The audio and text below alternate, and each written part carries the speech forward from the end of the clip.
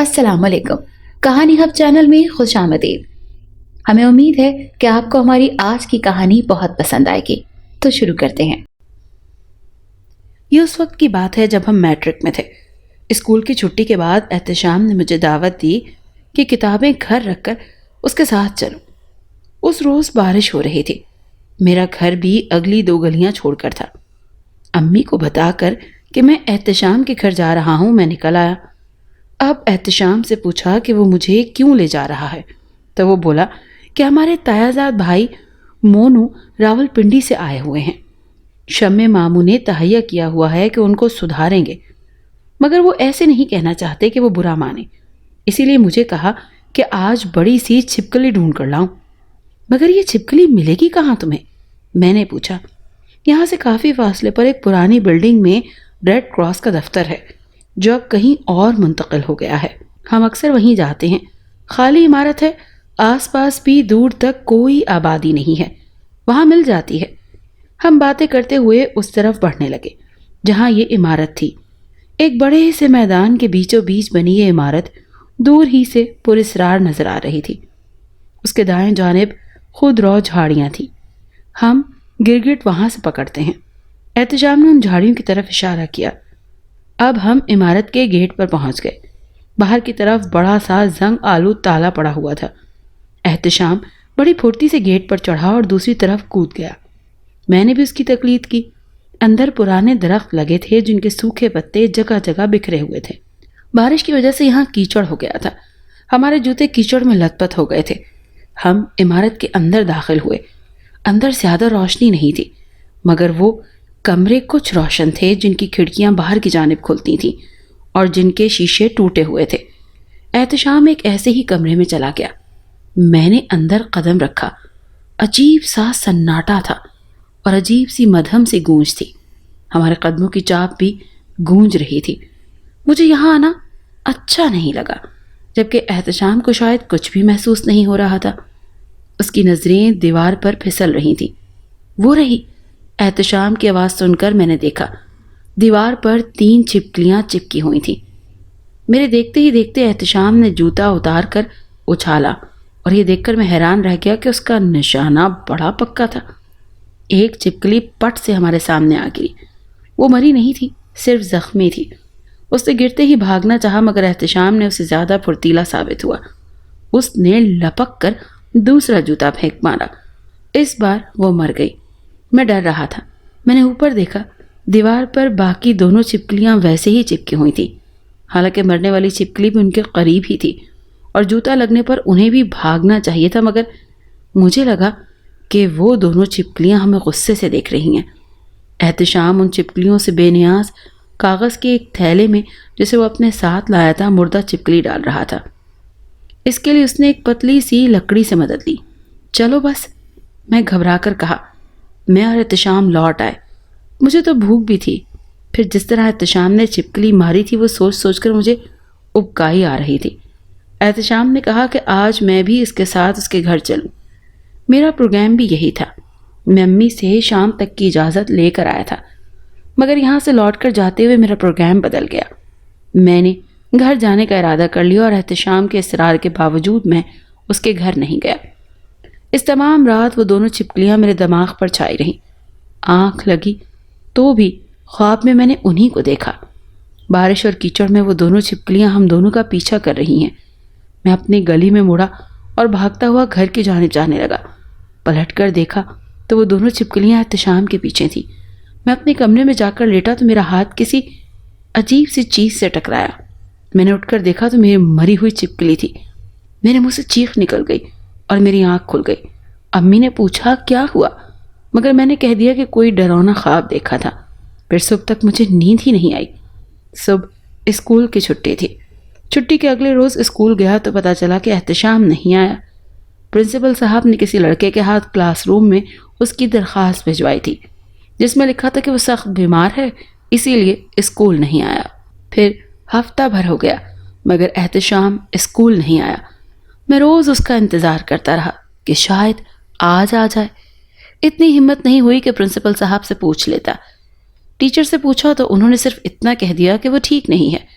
شمیم صاحب بھی بہت اپسٹ سے تھے، شاید اس لیے کہ کسی ٹیچر کی بھی ہمت نہیں ہوئی تھی تفصیل پوچھتے یا احتشام کی عیادت کو جاتے۔ ممکن ہے کسی نے پوچھا بھی ہو، مگر بہرحال مجھے اس کی کچھ خبر نہیں مل رہی تھی۔ اگر شمیم صاحب کے گھر کا معاملہ نہ ہوتا، احتشام کہیں اور رہ رہا ہوتا، تو شاید میں ہی نہیں، کلاس کے دوسرے لڑکے جو اس کی کمی کو اب شدت سے محسوس کر رہے تھے، اس کی عیادت کو ضرور جاتے۔ جب پورا ہفتہ گزرنے کے باوجود بھی احتشام نہیں آیا اور مڈ ٹرم ایگزامز بھی قریب آ گئے تو میں برداشت نہ کر سکا، اور اسکول کے بعد میرے قدم اس کے گھر کی طرف اٹھ ہی گئے۔ گو کہ ایک دھڑکا سا لگا تھا کہ شمیم صاحب کا سامنا کیسے کروں گا، مگر ہمت کر گیا۔ دروازہ اس کے چھوٹے بھائی نے کھولا۔ اس کا چہرہ زرد ہو رہا تھا، وہ بھی بیمار ہے، جبکہ اب سے تقریباً مہینہ بھر پہلے میں نے اسے گلی میں جاتے دیکھا تو وہ بہت صحت مند اور توانا تھا۔ وہ جی احتشام، میں اس سے پتہ نہیں کیوں میں بوکھلا سا گیا۔ اس نے کوئی جواب دیے بغیر راستہ چھوڑ دیا۔ میری نگاہ گلی کے اندرونی حصے پہ پڑی۔ عجیب طرح کا سناٹا بلکہ ہیبت کا احساس ہوا۔ وہ بولا، آئیے۔ میں اس کے پیچھے چل پڑا۔ وہاں دور دور تک کوئی نہ تھا۔ مجھے حیرت ہوئی۔ احتشام نے تو بتایا تھا کہ اس کے گھر میں ہر وقت ہڑبونگ سی مچی رہتی ہے، بھرا بھرا رہتا ہے اس کا گھر، شور مچا رہتا ہے، مگر یہاں تو کوئی بھی نہیں لگ رہا تھا۔ شاید اس کا ایک بھائی کے علاوہ گھر بھر میں کوئی بھی نہیں تھا۔ اس کے اور میرے قدموں کی چاپ کے سوا کوئی دوسری آواز بھی نہ تھی۔ وہ لڑکا مجھے لیے کمرے میں داخل ہو گیا۔ کمرے میں نیم تاریکی تھی۔ دروازہ کھلنے سے کچھ باہر کی روشنی اندر داخل ہوئی تو مجھے سامنے مسہری پر بے سد لیٹا احتشام نظر آیا۔ میں نے صرف اس کی آنکھوں سے اس کو پہچانا، ورنہ وہ کسی ڈھانچے میں تبدیل ہو چکا تھا۔ جبڑوں کی ہڈیاں نکلی ہوئی تھی، ناک لمبی اور پتلی ہو چکی تھی، رنگ پیلا۔ میں نے حیرت سے اسے دیکھا۔ اس کی کھلی ہوئی آنکھوں میں وحشت اور خوف تھا، موت کا خوف۔ احتشام، کیا ہو گیا ہے تمہیں؟ تم تو اس نے سرگوشی کی۔ میں ڈر گیا۔ کیا ہوا؟ تمہارے پاس چھپکلی تو نہیں آئی؟ وہ عجیب سے انداز میں بولا۔ کیا؟ کیسی چھپکلی؟ وہی جسے ہم نے مارا تھا، اس کی ساتھی۔ احتشام، میں اس کے قریب سرک گیا۔ مجھے یقین ہو گیا کہ خوف کی وجہ سے اس کی ذہنی حالت بگڑ چکی ہے اور وہم اس سے چمٹ گیا ہے۔ میں کب سے تمہارا انتظار کر رہا تھا۔ میں نے شمیم ماموں سے کہا تھا وہ تم سے پوچھے، مگر یار تم پاگل تو نہیں ہو گئے؟ بے ساختہ میرے منہ سے نکل گیا۔ میرا مطلب ہے کہ تم تو بہت بہادر تھے، اور اب بات بہادری کی نہیں ہے علی۔ وہ دونوں میرے پیچھے پڑ گئی ہیں۔ پلیز تم میری مدد کر سکتے ہو؟ تم صرف تم علی اور تم شمع ماموں کو تو بہت کوشش کی، سارا خاندان پریشان ہو گیا، مگر احتشام میری سمجھ میں نہیں آ رہی تمہاری باتیں۔ پہلے یہ بتاؤ کہ ہوا کیا تھا؟ تم بیمار کیسے ہوئے، اور یہ کیا بیماری ہے تمہیں؟ بیماری؟ اس کی سرسراتی ہوئی آواز نکلی اور چہرے پر خوف کے سائے گہرے ہو گئے۔ بیماری نہیں ہے، ڈاکٹر کہتے ہیں تم بالکل ٹھیک ہو، مگر علی کیا تم یقین کرو گے کہ وہ دونوں چھپکلیاں روز رات کو میرا خون پیتی ہیں، میرے تلووں کی کھال منہ میں دبا کر میرے پیروں کو بھنبوڑتی ہیں، اور یہ بیوقوف جاہل ڈاکٹر کہتے ہیں کہ مجھے وہم ہو گیا ہے۔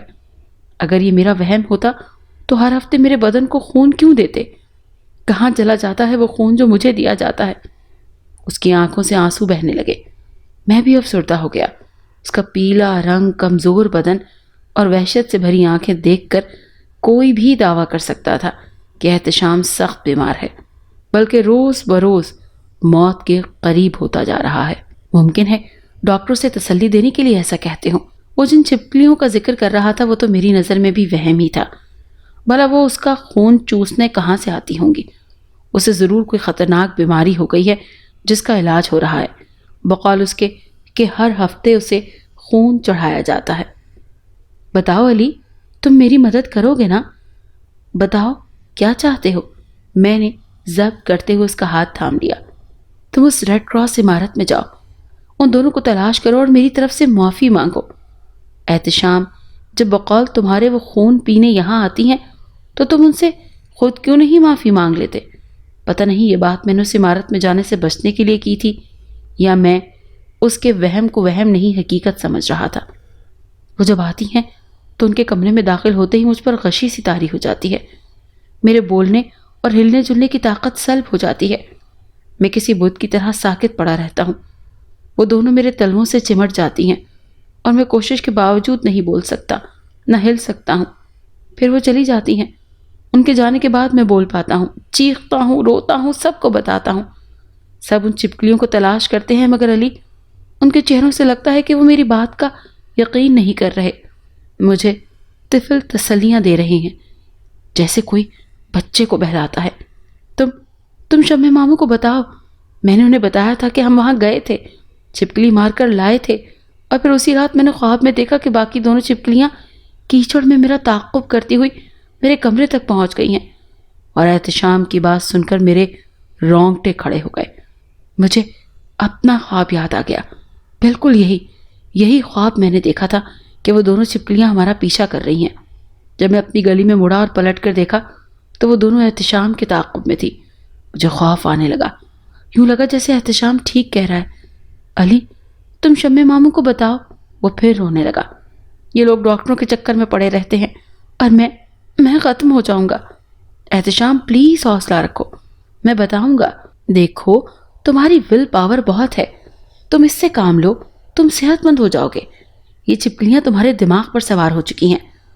تمہاری مصروفیات میں چھپکلیوں سوا اور کچھ ہے بھی تو نہیں. دیکھو علی، میری بات کا یقین کرو، یہ میرا وہم نہیں ہے، خوف نہیں ہے. میں نے سینکڑوں چھپکلیاں ماری ہیں. دیکھو، ایک تم ہی میری آس ہو.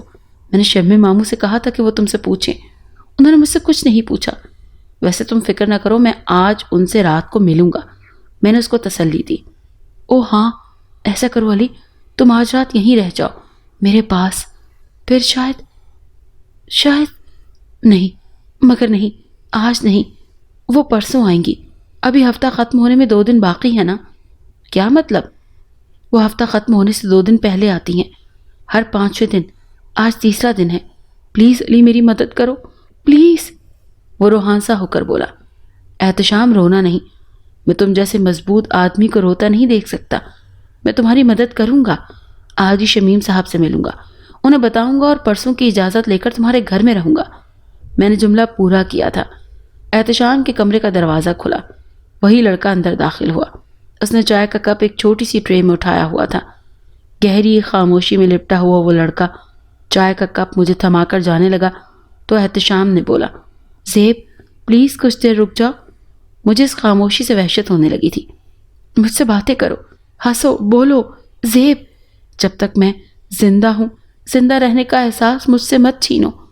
امی، چچی، مون، ظہیر بھائی، سب سے کہو گھر کے اس سناٹے کو توڑ دیں. دیکھو زیب. میں اس وقت سخت حیرت میں مبتلا ہو گیا جب زیب کوئی جواب دیے بغیر چپ چاپ واپس چلا گیا. وہ اتنی دیر تک رکا رہا تھا جب تک احتشام نے بات پوری نہیں کی تھی.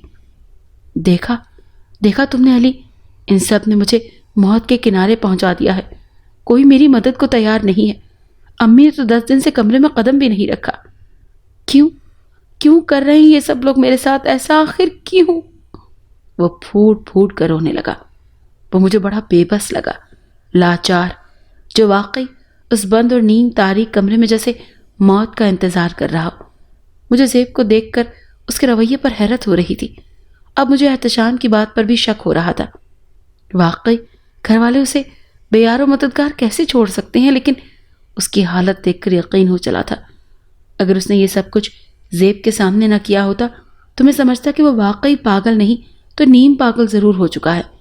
مگر پھر زیب کی خاموشی، اس کے چہرے کا خوف. احتشام، تم فکر نہ کرو، میں شمیم صاحب سے ملتا ہوں، کل پھر آؤں گا. حوصلہ رکھنا احتشام. میں کھڑا ہو گیا. احتشام نے میرا ہاتھ مضبوطی سے تھام لیا. وہ نہیں چاہتا تھا کہ میں وہاں سے جاؤں. وہ حسرت سے مجھے دیکھ رہا تھا. اس کی آنکھوں میں بے چارگی تھی. علی، قسم کھاؤ کہ تم کل پھر آؤ گے. قسم کھاؤ کہ تم میری مدد کرو گے. قسم کھاؤ کہ... کیسی باتیں کر رہے ہو احتشام؟ میں وعدہ کر رہا ہوں، اور تم جانتے ہو کہ میں وعدہ خلافی نہیں کرتا اور نہ پسند کرتا ہوں. اعتبار کرو. میں اس کے ہاتھ کو تھپکی دینے لگا. چائے ویسے ہی پڑی تھی.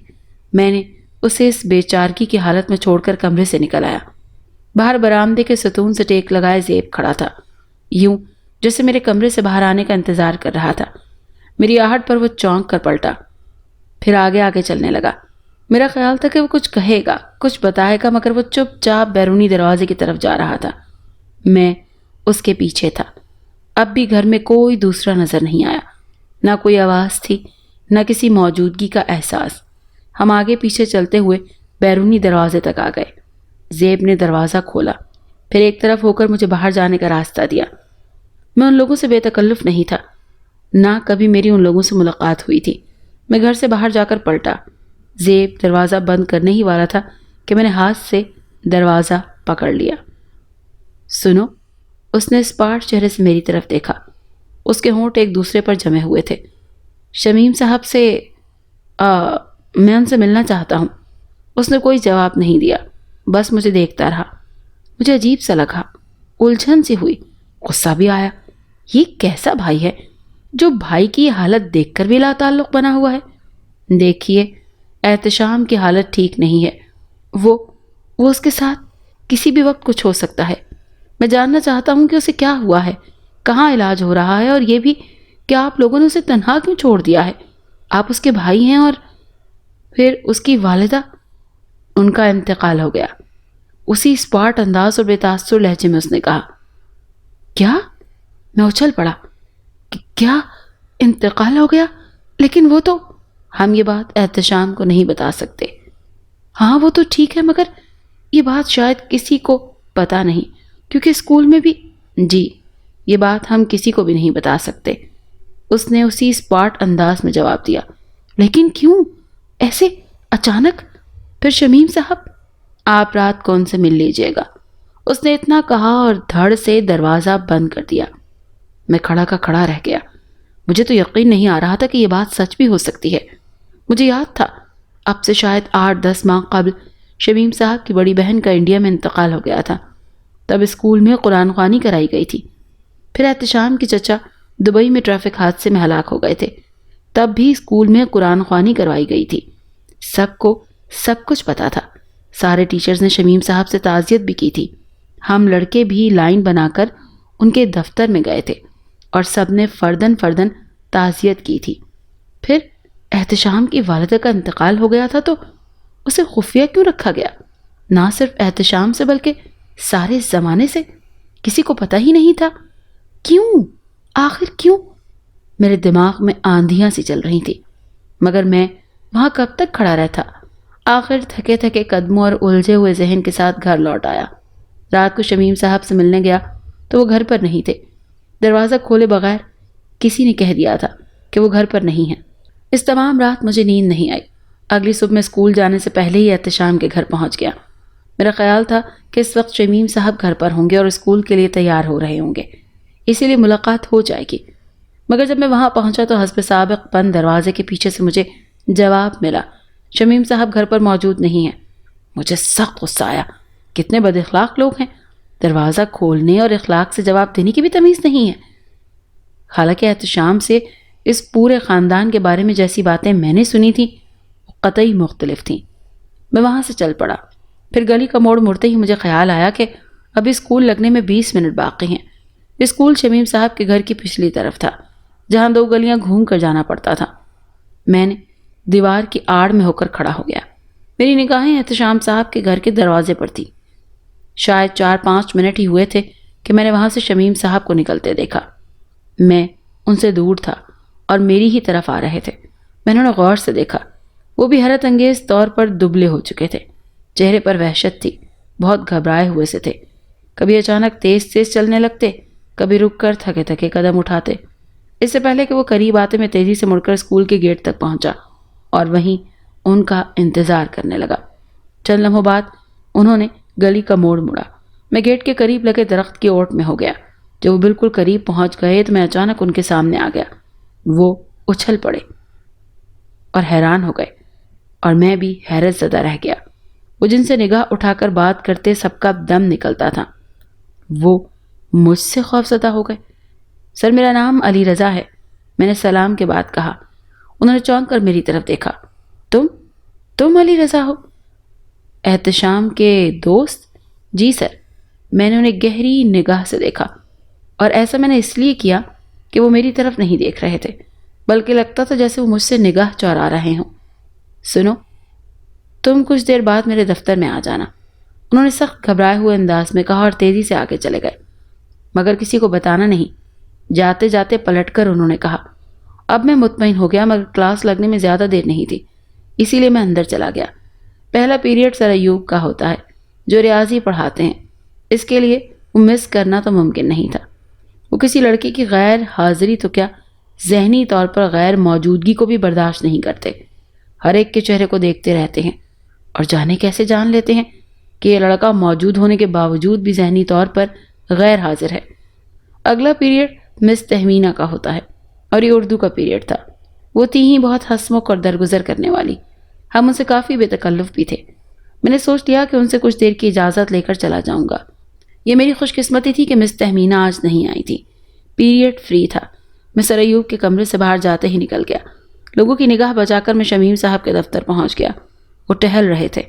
مجھے دیکھتے ہی انہوں نے اندر بلا لیا اور فوراً دروازہ بند کر دیا۔ انہوں نے کبھی دروازے پر چپراسی نہیں رکھا تھا، بلکہ اسٹاف روم کا چپراسی ہی ان کی بیل سن کر آ جایا کرتا تھا۔ کسی کو بھی انٹرکام پر اجازت لیے بغیر ان کے کمرے میں جانے کی اجازت نہیں تھی۔ پھر بھی انہوں نے دروازے کی کنڈی چڑھا لی۔ بیٹھو۔ وہ انتہائی نروس تھے۔ میں بیٹھ گیا۔ نروس تو شاید میں بھی تھا۔ آج میں پہلی بار ان کے روبرو تھا، اور وہ بھی بالکل اکیلا۔ تم کیوں آئے تھے گھر؟ سر، میں احتشام سے ملنے گیا تھا اور اسی سلسلے میں آپ سے ملاقات بھی کرنا چاہتا تھا۔ میرا اعتماد ان کی حالت دیکھ کر بحال ہوا تھا، ورنہ شاید میرے حلق میں کانٹے اگ جاتے۔ تو کیا یہ سچ ہے کہ تم اس روز اس کے ساتھ تھے جب وہ چھپکلی لے کر آیا تھا؟ جی سر۔ کیا ہوا تھا؟ انہوں نے میرے سامنے صوفے پر بیٹھتے ہوئے پوچھا۔ میں نے انہیں ساری تفصیل بتا دی جسے انہوں نے پوری توجہ سے سنا۔ وہاں ایسی بھی کوئی بھی چیز نہیں تھی، یہ کوئی بات تھی جو عجیب و غریب یا پراسرار ہو، سوائے ایک بات کے کہ جو خواب اس رات میں نے دیکھا، بالکل وہی خواب احتشام نے بھی دیکھا۔ جب میں نے انہیں اپنا خواب سنایا تو ان کے چہرے سے بھی ویسی ہی وحشت ٹپکنے لگی جیسی میں نے زیب کے چہرے اور آنکھوں میں دیکھی تھی۔ تو اس کا مطلب ہے کہ وہ سچ کہتا ہے؟ وہ پھر اٹھ کر ٹہلنے لگے۔ سر، میں جاننا چاہتا ہوں کہ کیا ہوا تھا، شاید میں کچھ مدد کر سکوں۔ اور مجھے یہ بھی بتائیے کہ احتشام کے بارے میں ڈاکٹر کیا کہتے ہیں، اور ہاں، کیا اس کی والدہ کا انتقال ہو گیا ہے؟ آخری جملہ سن کر وہ ٹھٹک گئے۔ تمہیں کس نے بتایا؟ ان کا انداز ایسا تھا کہ میں الجھ گیا۔ لگا جیسے چھپائی ہوئی بات کی مجھ تک پہنچنے پر وہ ناراض ہیں۔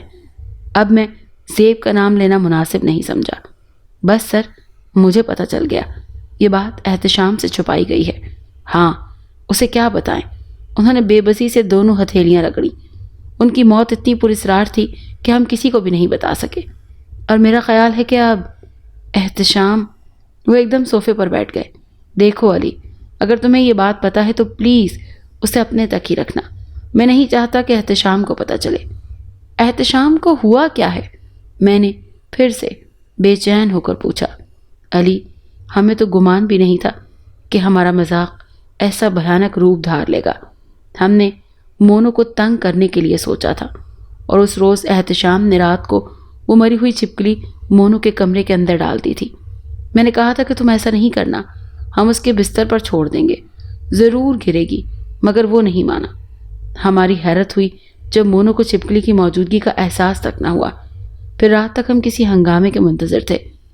کچھ بھی نہ ہوا تو احتشام نے اسے کہہ دیا کہ آپ کی شرٹ کے اندر چھپکلی گئی ہے۔ وہ اچھل کود کر کچھ شور شرابہ ہوا۔ چچی مونو کے کمرے میں گئی۔ جب وہ باہر آئیں تو ان کے چہرے کی ہوائیاں اڑی تھیں۔ انہی کی زبانی پتہ چلا کہ مونو کی تمام کمر پر بڑے بڑے چھالے نکل آئے ہیں۔ ڈاکٹر کے پاس لے کر گئے تو وہ حیران تھا۔ کیا ہوا؟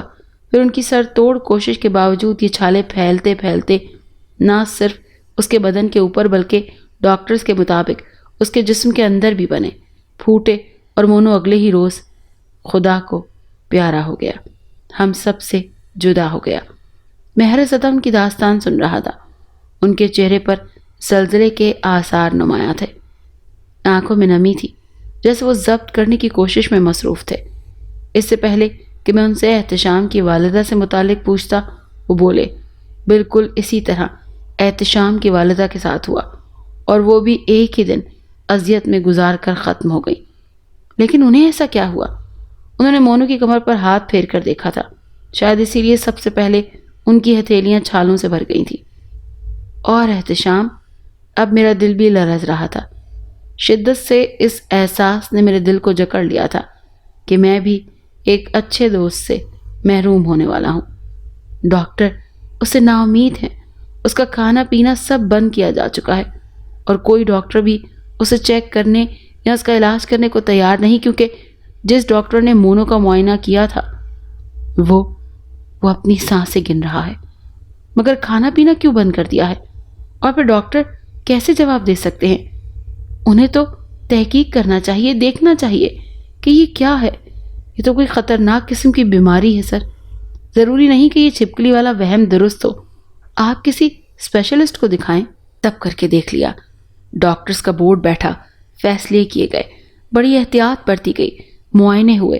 صرف یہی طے پا سکا کہ اگر احتشام کچھ کھائے پیے گا تو اس کی زندگی کے لمحے اور کم ہو جائیں گے، اور بس۔ تو نہ کھا پی کر بھی وہ موت کی طرف ہی جا رہا ہے نا، لیکن اس صورت میں یہ رفتار کم ہے۔ اور سنو، تم مجھے اس جگہ لے کر جا سکتے ہو جہاں وہ چھپکلی پڑی تھی، مگر سر میری سمجھ میں نہیں آتا کہ اس چھپکلی سے کیا فرق پڑتا ہے، اس کا کیا تعلق ہے اس سب سے؟ میں نے الجھ کر کہا۔ ہر 5ویں روز رات 12 بجے کے بعد 2 چھپکلیاں احتشام کے سرہانے دائیں بائیں آ کر بیٹھ جاتی ہیں۔ کیا؟ میں اچھل پڑا۔ یہ کیسے ہو سکتا ہے؟ یہی ہو رہا ہے علی، ہم سب اپنی آنکھوں سے دیکھ چکے ہیں۔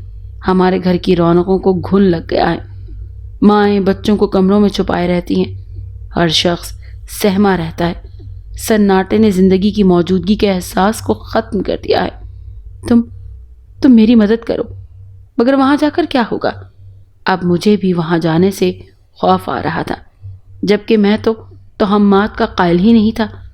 میں کوشش کروں گا کہ بس مجھے لے چلو۔ وہ بہت نروس تھے۔ میں کچھ دیر تو سوچتا رہا، پھر ہمت کی اور حامی بھر لی۔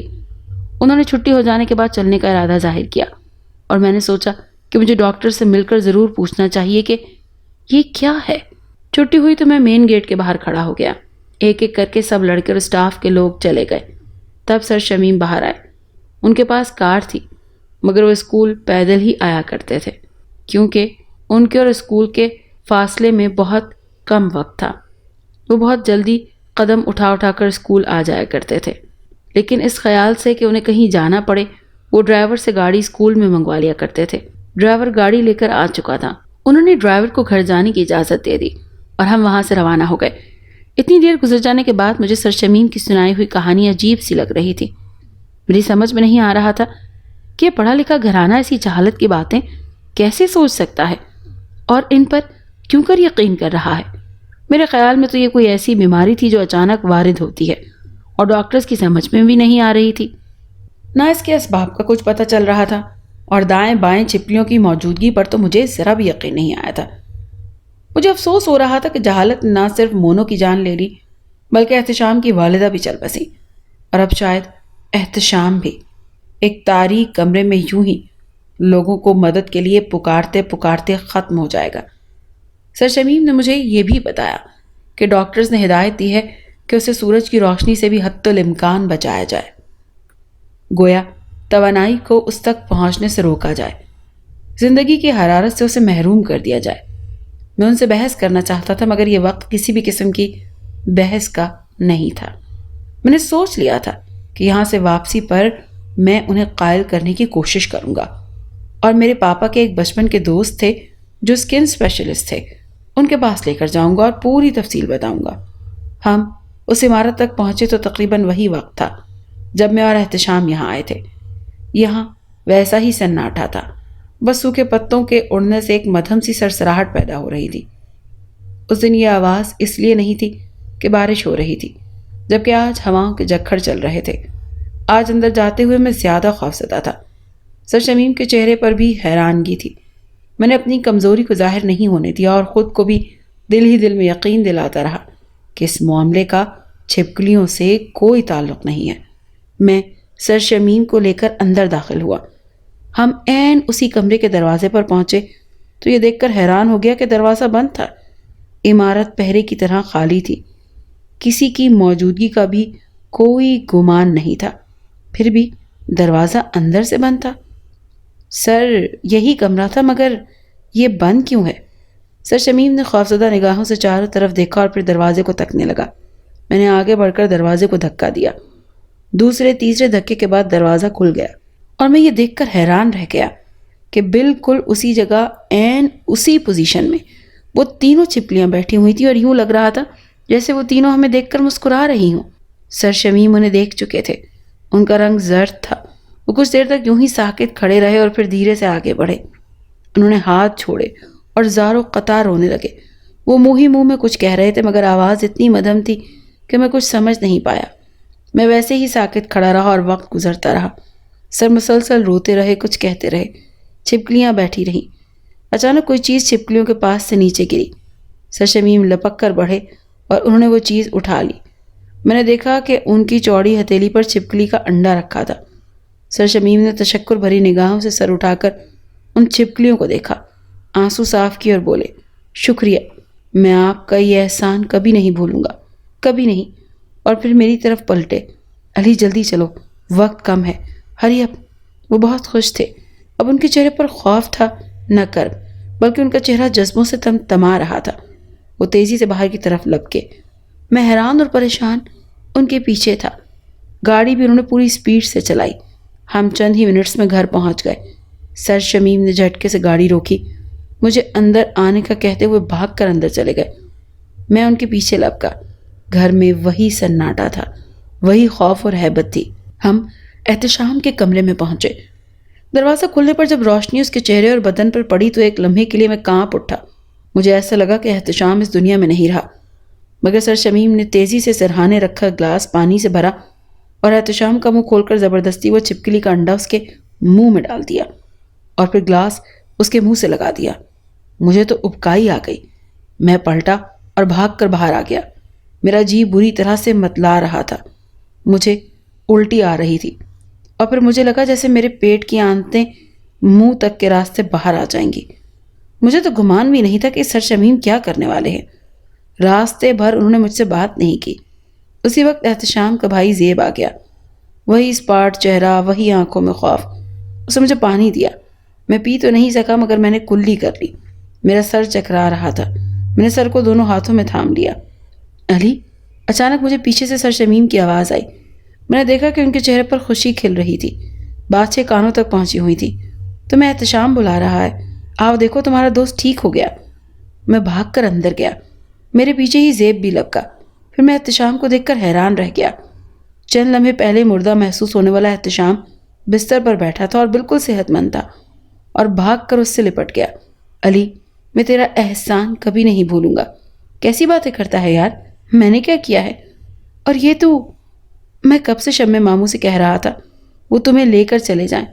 انہوں نے مجھ سے کہا تھا اور شمع ماموں سے بھی کہا تھا کہ علی کو لے کر آؤ گے تو تمہارا کام ہو جائے گا، مگر کون، کس نے کہا تھا؟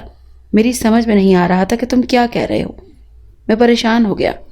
اس دوران میں زیب بھاگ کر باہر چلا گیا اور غالباً اس نے گھر کے باقی تمام افراد کو احتشام کے ٹھیک ہو جانے کی اطلاع دی تھی۔ سناٹا ٹوٹ گیا، خوف معدوم ہو چکا تھا۔ کمروں سے لوگ باہر آ رہے تھے، سب احتشام کے کمرے میں جمع ہو رہے تھے۔ احتشام میری بات کا جواب نہیں دے سکا تھا، سب اس سے باری باری لپٹ رہے تھے۔ میں حیران کھڑا تھا، عجیب تماشا تھا، کچھ سمجھ میں نہیں آ رہا تھا۔ اچانک سر شمیم نے قریب آ کر میرا ہاتھ تھاما اور بولے، آؤ علی، میں بتاتا ہوں۔ وہ مجھے اپنے کمرے میں لے گئے۔ ہم دونوں بیٹھ گئے۔ وہ کچھ دیر تک خاموشی سے مجھے دیکھتے رہے، پھر بولے، علی، جو کچھ ہوا اسے پتہ نہیں تم کیا سمجھ رہے ہو، مگر جو کچھ ہوا وہ سب حقیقت تھا۔ جب مونو کی حالت بگڑی تھی اور اسے اسپتال لے کر گئے تھے، اسی رات احتشام نے خواب میں 3 بہت خوبصورت عورتوں کو دیکھا جو بقول اس کے بے حد حسین ہونے کے باوجود چھپکلیوں سے مشابہ تھیں۔ ان میں سے ایک بہت زخمی تھی اور اس نے احتشام سے کہا تھا کہ اگر تم علی کو لے کر اس عمارت میں نہ آئے تو تم سب باری باری اس حالت سے دوچار ہوگے۔ اس نے خواب سنایا، میں نے مذاق میں اڑا دیا، مگر وہ کچھ خوفزدہ ہو گیا۔ اگلے روز جب ڈاکٹرز نے مونو کو جواب دے دیا اور وہ ہم سے بچھڑ گیا تو دوسرے روز بھی وہی 3 عورتیں خواب میں آئیں۔ احتشام پھر پریشان ہو گیا۔ مگر میں نے اس بار بھی دھیان نہیں دیا۔ جب ہفتے بھر بعد احتشام کی والدہ بھی اسی اذیت سے دوچار ہو کر مری تو اس رات وہ تینوں عورتیں میرے خواب میں آئیں، اور اس بار انہوں نے کہا کہ میں تمہیں لے کر وہاں جاؤں، اور اگر میں نے ایسا کر لیا تو ان سے معافی مانگ لی تو وہ انڈا مجھے دے دیں گی جسے مجھے احتشام کو کھلانا ہوگا۔ ہم سب اس پراسرار کیفیت سے نجات پا لیں گے، اور یہ کہ ہمیں ان سے وعدہ کرنا ہوگا کہ آئندہ ہم کسی چھپکلی کو نہیں ماریں گے۔ میں نے خواب اپنے ایک بزرگ کو سنایا۔ انہیں مونو اور احتشام کی والدہ کے علاوہ احتشام کی حالت کا بھی پتا تھا۔ انہوں نے مشورہ دیا کہ مجھے ایسا ہی کرنا چاہیے۔ سو آج تم خود ہی مل گئے، اور خدا کا شکر ہے کہ احتشام ٹھیک ہو گیا۔ یہ سب کیا تھا؟ میری سمجھ میں ابھی بھی کچھ نہیں آیا، اور سب سے بڑی اور اہم بات یہ کہ میرا اس معاملے سے کیا تعلق تھا؟ میرا تو اس میں کوئی لینا دینا ہی نہیں تھا۔ وہ کون عورتیں تھیں جو احتشام اور سر شمیم کے خواب میں آ کر مجھے وہاں لانے پر زور دیتی رہیں؟ پھر یہ کراہیت آمیز حرکت انڈا کھلانے والی، اف! مجھے پھر سے اکائی آنے لگی۔ مگر اسی وقت چچی آ گئیں۔ انہوں نے ہنگامہ مچا دیا کہ مٹھائی منگواؤ۔ سر شمیم مجھے لے کر بازار چل پڑے۔ میں مسلسل الجھن میں تھا، مگر ان سے اس موضوع پر بات کرنا بیکار تھا۔ میری سمجھ میں صرف یہی آیا تھا کہ احتشام کے دماغ میں یہ بات بیٹھی ہوئی تھی کہ اس کے ساتھ میں بھی گیا تھا، سو اس نے خواب میں مجھے بھی ملوث کر لیا۔ پھر یہ بات اس نے کئی بار شمیم صاحب کو بتائی، اسی لیے نفسیاتی طور پر لاشعور میں اس کے بھی یہی بات بیٹھ گئی، اور بس۔ مگر جب میں گہرائی میں جا کر سوچتا ہوں اور وہ خواب یاد آتا ہے تو میں چکرا کر رہ جاتا ہوں کہ یہ سب کیا تھا۔